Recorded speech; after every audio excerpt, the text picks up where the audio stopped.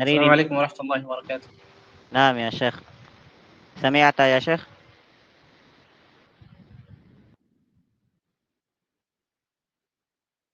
Naririnig po ba ako? Okay, okay. Napasensya na, nakaano pa ako kanina. Mag-start na po ba ako, Sheikh? Yes po, sige na. Naam, naam. A'udhu billahi minash shaitanir rajim. Bismillahirrahmanirrahim. Ngayong gabi ng Wednesday, tayo ay binigyan ni Allah ng pagkakataon upang magnilay, matuto at muling mapalapit sa Kanya. Sa katahimikan ng gabi, naway ang bawat salita ay maging paalala ng habag at gabay ni Allah sa ating buhay. At malugod po naming tinatanggap ang lahat ng nanonood at nakikinig dyan sa may Facebook Live at pati na rin po dito sa may Google Meet at especially sa ating tagapagsalita na si Sheikh Salman Hassan. At bilang pangbungad ng ating muhadara ngayong gabi, ay inaanyayahan ko po ang isa sa aking kaklasmate na siya ay nag-aaral sa Markaz Al-Fala li Ta'lim al-Quran na si Akh Bassam Tarusan. فليتفضل مشكورا مأجورا.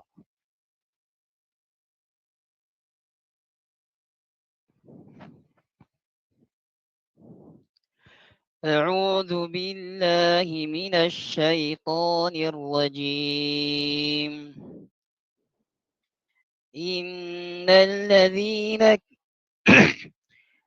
إن الذين كفروا لن تغني عنهم أموالهم ولا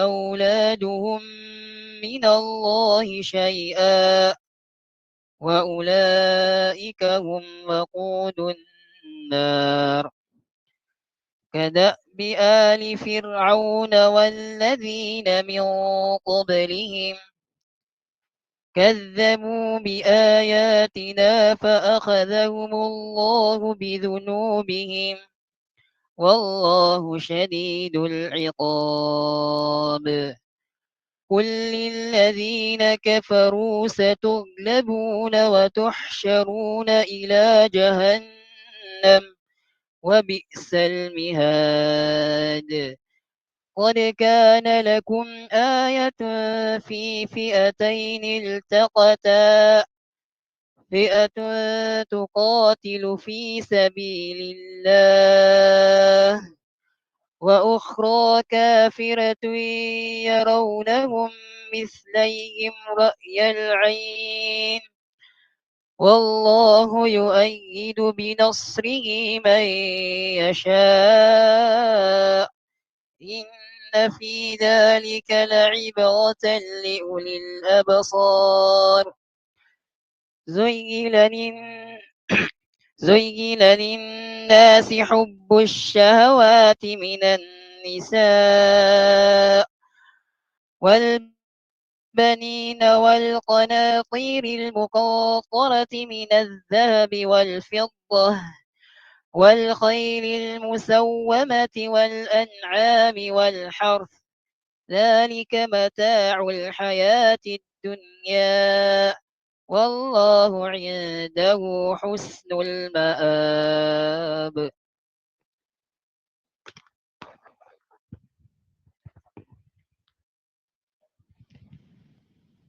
Subhanallah, tunay na ang Quran ay liwanag sa ating puso. Muli, aking pong ipinapakilala ngayong gabi ang ating tagapagsalita na si Sheikh Salman Hassan na siya ay isang da'iya na kilala sa kanyang kaalaman at malasakit sa ummah. Hindi na po natin papatagalin, ang oras ay atin na pong ibinibigay sa kanya. Ya Sheikh, falyatafaddal mashkuran ma'jura. Sige, wait lang po, saglit. Naam ya Sheikh. Ano?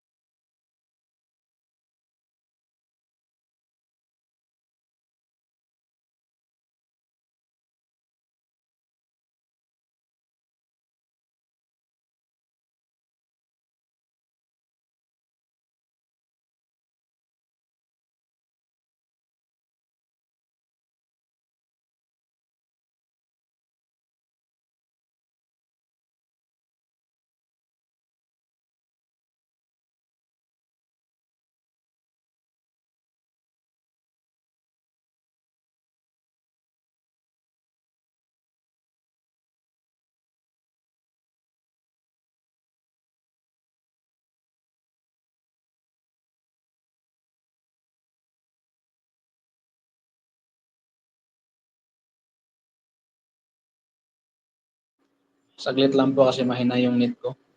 لا بأس يا شيخنا تفضل.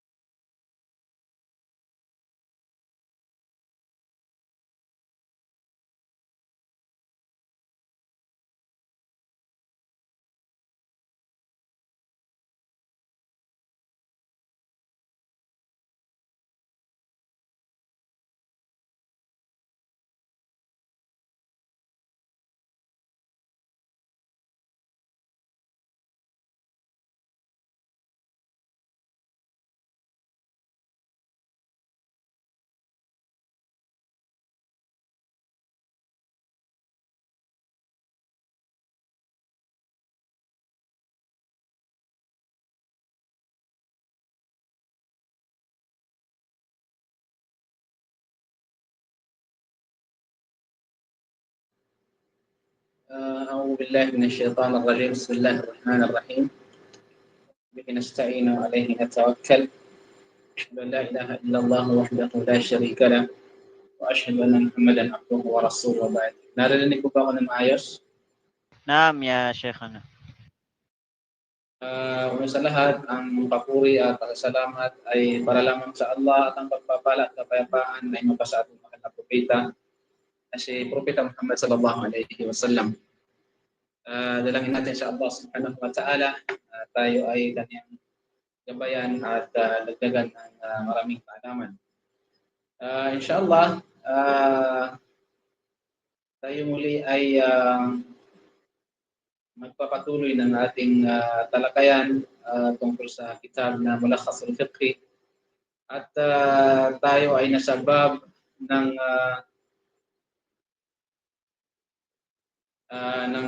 shurutus salah.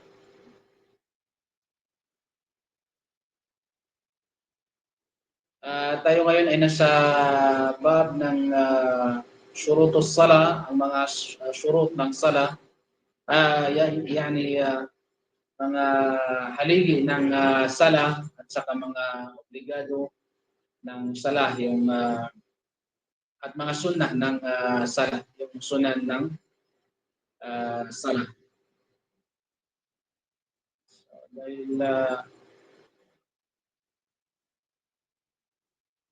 hindi ko mabuksan yung kitab. Okay.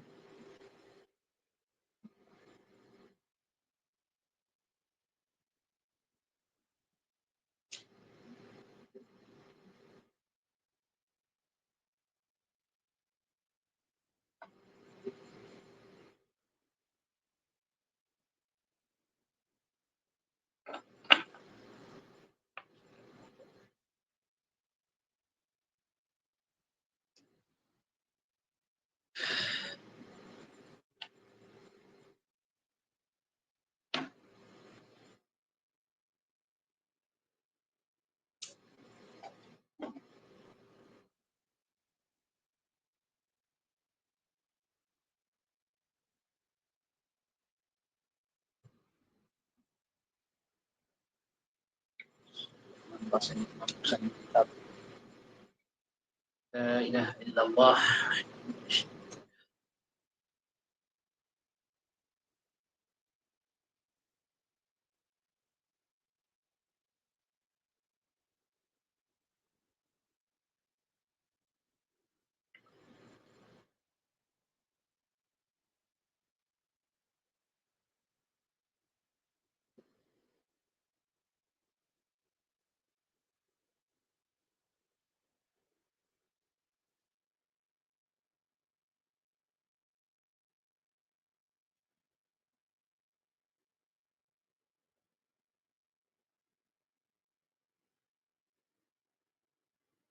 So, gaya ng sabi ko, tayo ay nasa Kitabus Salah at ngayon ay nasa Arkanis Salah tayo at saka wajibatiha wa sunaniha. So, tayo ay nasa mga arkan, mga haligi ng salah, mga wajibat ng salah, mga obligado nito at saka mga sunan ng ating salah. So, sinabi nga ni Sheikh Saleh Al-Fawzan rahimahullah ta'ala, ayuhal muslim, inna salata ibadatul azimatun tastamilu ala aqwalin wa af'alin mashru'atin tatakawwanu minha sifatuha al-kamil. Ibig sabihin na o ikaw na Muslim, ang pagdarasal o ang sala ay isang dakilang gawaing pagsamba na sumasaklaw sa mga itinakdang salita at kilos na siyang bumubuo sa kumpletong mga katangian nito. So gaya ng pagtukoy dito ng mga scholar natin, ng mga ulama, na ito ay mga tiyak na salita at kilos na kung saan nagsisimula sa takbir at ito ay nagtatapos sa at-taslim. Sabi nga ng ating mga ulama, aqwalun wa af'alun makhsusatun muftatahatun bit-takbir mukhtatamatun bit-taslim. Ibig sabihin na ang sala ay nagsisimula siya sa takbir, which is yun yung takbiratul ihram, at nagtatapos ito sa taslim, yung pagsabi ng assalamualaikum warahmatullah, assalamualaikum warahmatullah. So, ibig sabihin, sa pagitan ng dalawa na yon, pag pumasok ka doon sa pagitan ng dalawa na yon, nangahulugan na tawag dito na papasok ka doon sa mga tinatawag na munhiyatus sala, yung mga ipinagbabawal sa pagdarasal, hanggat hindi ka makapag-taslim. So, sabi niya rito, ang mga salita at kilos na ito ay nahahati sa tatlong kategorya. Yung mga aqwal, mga af'al, ay ito ay nahahati sa tatlong kategory. Una rito ang tinatawag natin na tawag dito ang una rito ay ang mga wajibat, yani yung mga arkan ng sala, yung mga haligi ng sala. Pangalawa, yung wajibat ng sala, at pangatlo ay ang mga sunan ng sala. Okay? So, ngayon, hindi natin lahat matalakay ito sapagkat ito ay mahaba. Kaya ang uunahin muna natin ay tawag dito, unahin natin ang arkan o mga haligi ng sala. Sabi nga rito ni Sheikh Saleh Al-Fawzan rahimahullah ta'ala, ang mga haligian niya ng sala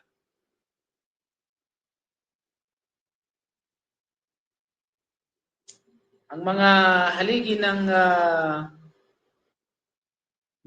sala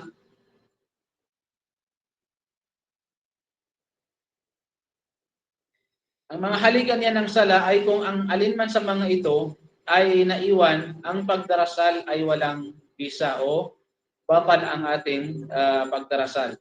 Ito man ay sinasadya o hindi sinasadyang pag-iwan ng mga haligi ng sala, ang ating sala ay mawawalan ng bisa ang ating sala. Gayon din ang rak'a, kung saan ito ay naiwanan ng mga haligi ng sala halimbawa, ay walang bisa rin ang sala at ang susunod na rak'a ay ipapalit. Okay? Tulad ng mga naipaliwanag natin o ipapaliwanag natin mamaya inshallah ta'ala. So ang mga obligado naman sa sala, kung alinman sa mga ito ay sadyang iniwan, ang pagdarasal ay walang bisa, maging batal ang ating pagdarasal, batalat as-sala. Mawawala ng bisa ang sala ng isang tao. So kung ito ay naiwan ng hindi sinasadya, ito ay hindi batal, hindi mawawala ng bisa, at nararapat na siya ay magsagawa ng sujud as-sahwi. Okay? Gayon din ang mga sunna ng sala, alinman sa mga ito ang naiwan na sinasadya o hindi sinasadyang iwanan, ang ating sala, ang ating pagdarasal ay hindi mawawala ng saysay. Ngunit ang hay'a ng pagdarasal ay nababawasan. Okay? So yun ang mga sunan. Ang propeta sallallahu alaihi wasallam ay nagsagawa ng isang kumpletong pagdarasal kasama ang lahat ng mga haligi, mga obligasyon nito at mga sunan nito ng pagdarasal. Kumbaga, kumpleto itong ginawa ni Propeta Muhammad, yung mga haligi ng sala, yung mga obligasyon sa sala, at saka yung mga sunan ng sala. Kaya sinabi niya sa atin, sallu kama ra'aytumuni usalli. Akhrajahu al-Bukhari. Na kung saan sabi ni Propeta Muhammad, magsala kayo gaya kung paano niyo ako nakitang magdarasal. Paano nakita ng mga sahaba ng Rasulullah si Propeta Muhammad kung paano siya nagdarasal, ganoon din tayo magsasala. So ang unang bahagi na aaralin natin, ito ay ang mga arkan ng salah, yung mga haligi ng salah. Kaya sinabi ni Sheikh Saleh Al-Fawzan rahimahullah ta'ala, ang salah ay mayroon itong 14 na haligi ng sala. Mayroong 14, 14 na haligi ng sala. At ito ang mga sumusunod na ito. Ang unang haligi ay ang pagtayo sa mga obligadong sala. Ang pagtayo sa mga obligadong sala. Yung al-qiyam sa lahat ng mga obligadong sala. 5 ulit na sala. Yung mga qiyam doon, ito ay obligado na isagawa. Sapagkat ang Allah subhanahu wa ta'ala ay kanyang sinabi, wa qumu lillahi qanitin. Ibig sabihin na tumayo kayo, sabi ng Allah subhanahu wa ta'ala, sa harap ng Allah ng mayroong tapat o taimtim na pagsunod. Gayon din, at sa isang hadith na naisalaysay ni Imran, ito ay nakasaad na sabi ng Rasulullah sallallahu alaihi wasallam, salli qa'iman fa in lam tastati' fa qa'idan fa in lam tastati' fa 'ala janb o fa 'ala janbi. Akhrajahu al-Bukhari. Sabi ng Rasulullah sallallahu alaihi wasallam, magdarasal kayo, magsala kayo ng nakatayo. Kung hindi mo ito magawa o hindi niyo ito magawa, sabi ng Rasulullah sallallahu alaihi wasallam, na magsalang nakatayo o hindi niyo kakayanin, kayo ay umupo. At kung hindi niyo kakayanin o magagawa ang magsala ng nakaupo, ay humiga kayo na nakatagilid o kayo ay humiga ng nakatagilid. So ang mga talata at hadith na ito ay nagpapahiwatig ng obligasyon na tumayo sa obligadong pagdarasal kapag ang isang tao ay may kakayahang gawin ito. So, ibig sabihin na kung kaya nating magsala ng nakatayo, ito ay nararapat sapagkat ito ay kabilang sa arkan o kabilang sa haligi ng sala o arkan ng sala. At gayon din, kung hindi siya makatayo dahil sa karamdaman, magdarasal siya ayon sa kaniyang kalagayan. So kung hindi natin kayang magsala na tayo ay nakatayo, magdarasal daw tayo ayon sa ating kalagayan, pero kung tayo ay mayroong karamdaman. ito man ay nakaupo o nakatagilid.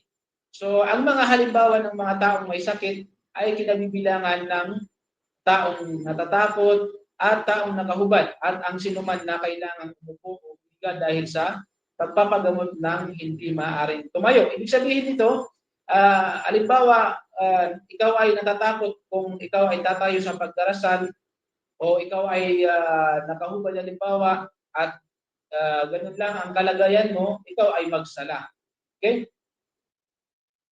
At gayon din hindi makatayo dahil masyadong mababa ang kisame sa ibabaw niya. Halimbawa, nakaupo ka. Kung tatayo ka, ay sasayad yung ulo mo doon sa may kisame, pwede kang umupo na nagsasala o pwede kang magsala na nakaupo. At hindi ka maaring lumabas doon, umalis doon sa lugar kung nasaan ka. Ipinahintulot din na hindi tumayo ang sinuman na nagdarasal sa likod ng regular na imam. Okay? Na hindi makatayo. Halimbawa, yung imam mismo ay nagsala ng nakaupo, ipinahintulot sa iyo o kinakailangan sa iyo na ikaw ay umupo na magsala. Dapat ang mga kung siya ay nagsala ng nakaupo, sabi dito, dapat ang mga nasa likuran niya ay magdarasal ng nakaupo, magsala ng nakaupo bilang pagsulod sa kanilang imam.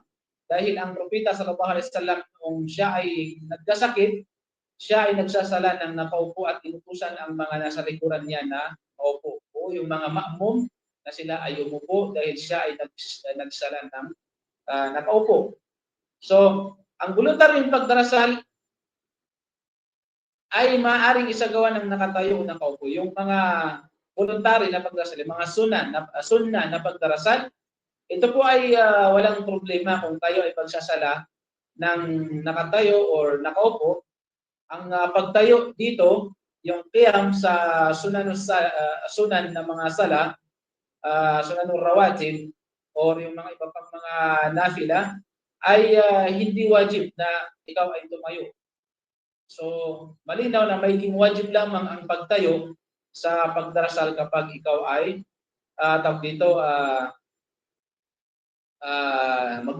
magsasala sa wajib na sala, yung mga khamsa salawat na pagdarasal o yung mga 5 obligadong sala. Okay? Dahil napatunayan na ang propeta sallallahu alaihi wasallam ay minsan nagdarasal dito ng nakaupo ng walang dahilan. Ang pangalawang haligi, mga kapatid sa pananampalataya, ng sala ay ang pambungad na takbir o tinatawag natin na takbiratul ihram. So, pumapasok ang takbiratul ihram sa arkanus sala o mga haligi ng sala sa simula ng pagdarasal. So, ibig sabihin nito, kabilang sa rukn o kaya haligi ng sala, yung takbiratul ihram. Ito yung unang pagsisimula ng Allahu Akbar, pagtakbir. Yung pagsabi natin ng Allahu Akbar, yun ang pinakaunang tawag dito. Yun yung pinakauna o simula ng pagdarasal, yung takbiratul ihram. Kaya dito, sinabi natin kanina na ito ang sala ay nagbubukas unang-una sa takbiratul ihram. At o di kaya nasisimulan ang sala sa takbiratul ihram. Kaya ito ay pangalawa sa haligi ng sala, kaya nararapat na huwag natin ito kalimutan. Dahil sinabi ng propeta sallallahu alaihi wasallam, "Thumma istaqbalil qiblata fakabbir." Muttafaqun alayh. Pagkatapos niya ay humarap sa qibla at magtakbir. At sinabi pa niya, tahrimuha at-takbir. Ang pambungad nito ay ang takbir. Ibig sabihin ang sala.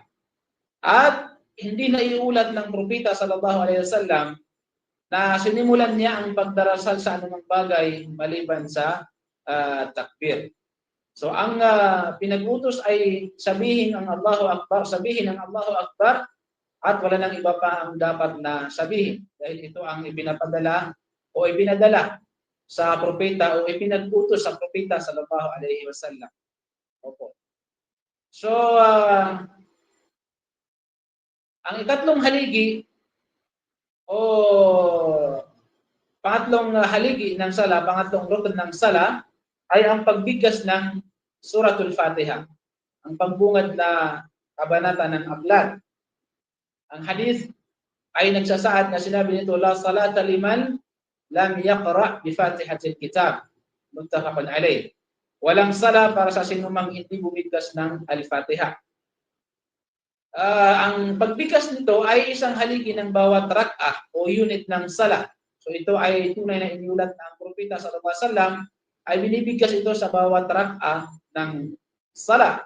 Ibig sabihin po mga kapatid sa pananampalataya, yung Suratul Fatiha, ito po ay bibigkasin sa bawat rak'ah. Kung halimbawa, apat na rak'ah yung sala mo, apat na rak'ah mo rin, apat na bisis mo rin mabibigkas dito yung Surah Al-Fatiha. Sa tuwing ikaw ay magsisimula sa pagtayo, ay kinakailangan na basahin dito ang Surah Al-Fatiha.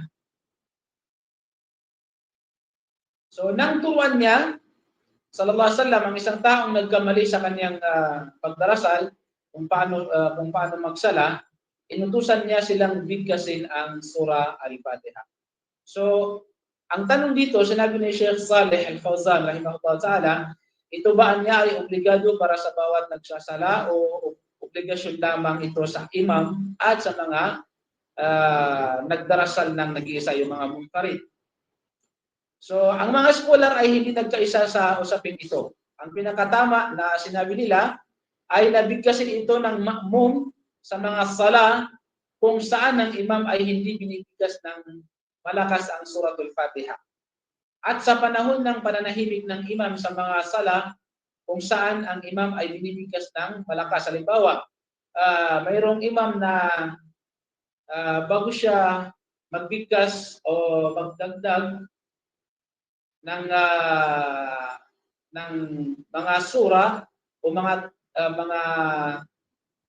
talata, aya sa Quran halimbawa, ay tawag dito, humihinto muna siya pagkatapos na magbigkas ng Surah Al-Fatiha. Minsan mahaba yung kanyang pagpapahinga o pananahimik bago niya dagdagan o bago niya bago siya magbigkas ng mga talata ng Quran pagkatapos ng Surah Al-Fatiha. So sabi ni Sheikh Saleh Al-Fawzan rahimahullah ta'ala, sa panahon ng kanyang pananahimik, maaaring maaari siyang magdagdag doon, magbasa yung ma'mum. Maaari siyang magbasa ng Surah Al-Fatiha. Gayon din sa panahon na ang imam ay hindi malakas ang kanyang pagbigkas ng Surah Al-Fatiha. Halimbawa, Salatul Dhuhr, Salatul Asr, gayon din yung mga Salatul Maghrib at saka Salatul Isha sa huling dalang rak'ah ng Isha o huling isang rak'ah ng Maghrib. Dito ay bibigkasin ang Surah Al-Fatiha. At ito ang pinakatama sinabi ng ating mga scholar ayon sa pahayag ni Sheikh Saleh Al-Fawzan rahimahullahu ta'ala. Inshallah, hanggang dito na lamang po muna ang ating tatalakayin at dagdagan po natin inshallah sa mga sumunod na araw. Jazakumullahu khairan wa akhir da'wana alhamdulillahi rabbil alamin. Assalamualaikum warahmatullahi wabarakatuh. Waalaikumsalam warahmatullahi wabarakatuh. Subhanallah wa alhamdulillah. Isa na namang malalim at malawak na kaalaman ang naibahagi sa atin ng ating tagapagsalita na si Sheikh Salman Hasan. Bago po tayo dumako sa Q&A session ay ating tatanungin ang ating tagapagsalita kung siya ba ay tumatanggap ng mga ilang katanungan mula sa ating tagapakinig. Ya Sheikh, kayo po ba ay tumatanggap ng mga katanungan? Inshallah, hanggang kaya po natin sa pin. So, alhamdulillah, ngayon ay dadako tayo sa Q&A session. At sa may Facebook Live po, sa gustong magtanong po dyan, ay pakilagay na lang po sa may comment section. At dito naman po sa may Google Meet, ay paalala lang po sa mga kababaihan, kung kayo po ay nais magtanong, ay pakilagay na lang din po dyan sa may chat box. At sa mga kalalakihan naman po ay maaari po kayo magtaas ng inyong mga virtual hand upang direktang magtanong kay Sheikh Salman Hassan. So kami po ay maghihintay. Bismillah po.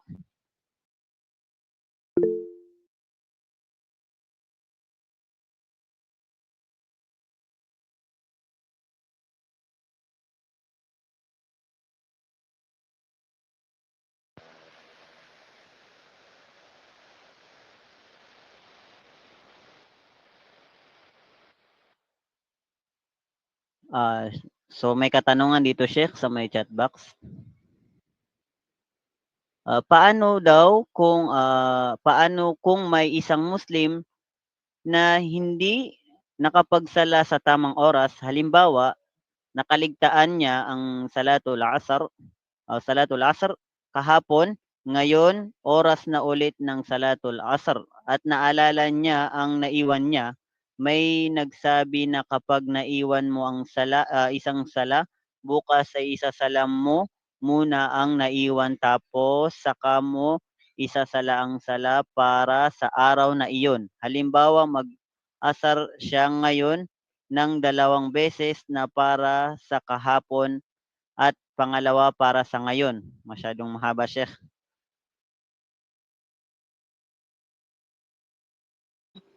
Yun lang. Tanong Yun niya. lang, Sheikh. Yun lang yung tanong niya. Actually, nasagot na natin yung mga tanong na yan. Yung pag-iwan ng sala dahil sa nakalimutan, sinabi ng Rasulullah SAW, "Falyusalliha idha dzakaraha", ibig sabihin na isa lang na ito kung kailan mo naalala ang sala. Hindi ka nakasala kahapon ng Salatul Asr, ngayon mo naalala na hindi ka pala nakasala ng Salatul Asr kahapon, isala mo ngayon ang Salatul Asr. Tapos kung anong oras ang sala ngayon, halimbawa Salatul Asr din ngayon, pagkatapos ng Salatul Asr mo kahapon na sinala mo ay saka ka magsala ng Salatul Asr ngayon. Yun ang pinakatamang sagot doon, sinabi ng ating mahal na propeta sallallahu alaihi wasallam. Allahu a'lam. Jazakallahu khairan ya Sheikh sa inyong kasagutan. Dumako tayo sa may Facebook Live. Dito naman ay wala namang katanungan.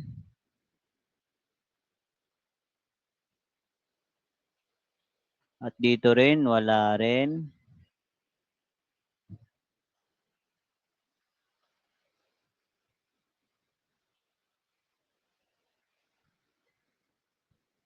Wala na po bang hahabol sa inyo mga kapatid sa pananampalatayang Islam?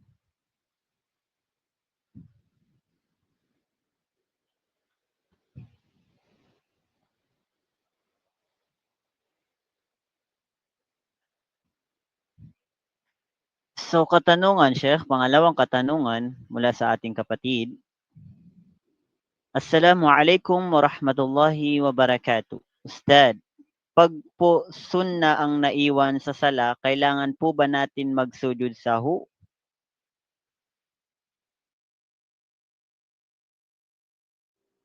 Ano ba ang tinutukoy niya? Sunna na sala or mga sunna sa loob ng sala?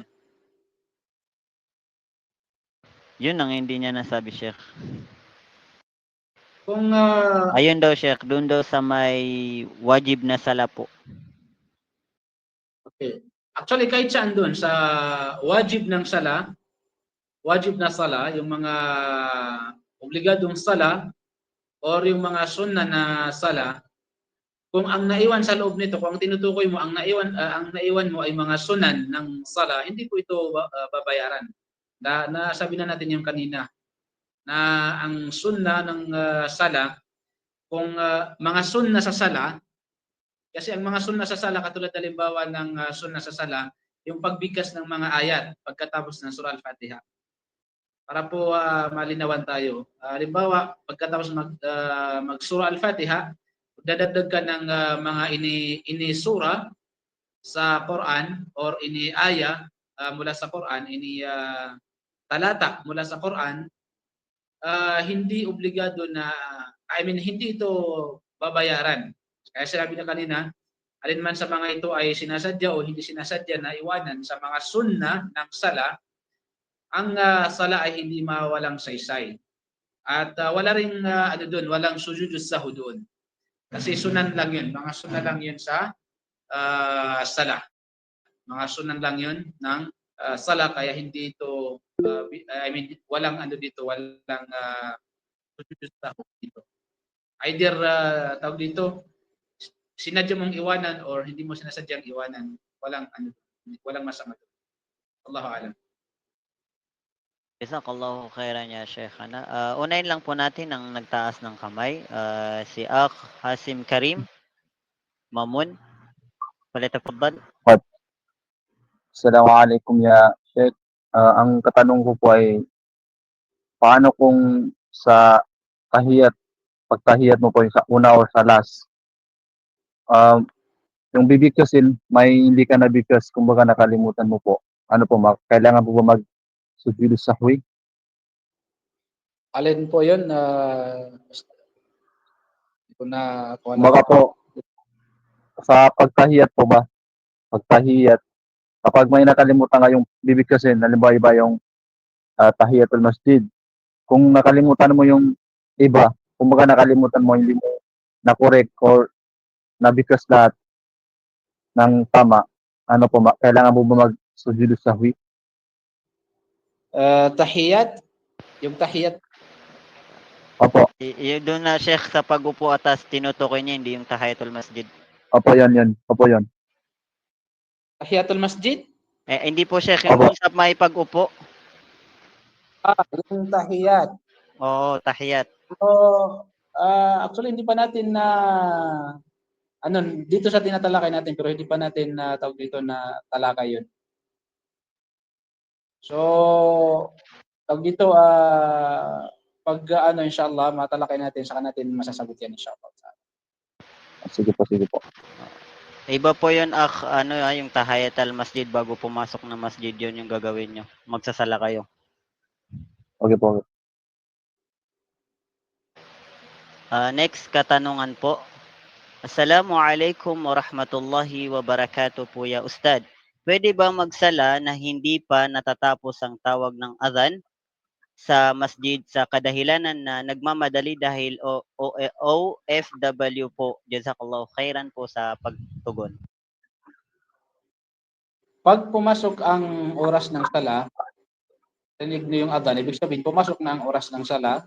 So yung mga kababaihan na nagmamadali, maaari na po silang magtala, wala pong problema 'yon. Pero kasi siyempre yung mga kalalakihan sa bahay sila, sa masjid sila magsasala, hindi pwede na magsala sila pang nag-aadhan. So sa mga kababaihan, dahil sa yun na mahalaga yung oras nila, katulad na halimbawa OFW sila. So kapag pumasok na ang oras ng sala, nag-adhan, ibig sabihin pumasok na ang oras ng sala, pwede na silang magsimula magsala. Wallahu a'lam.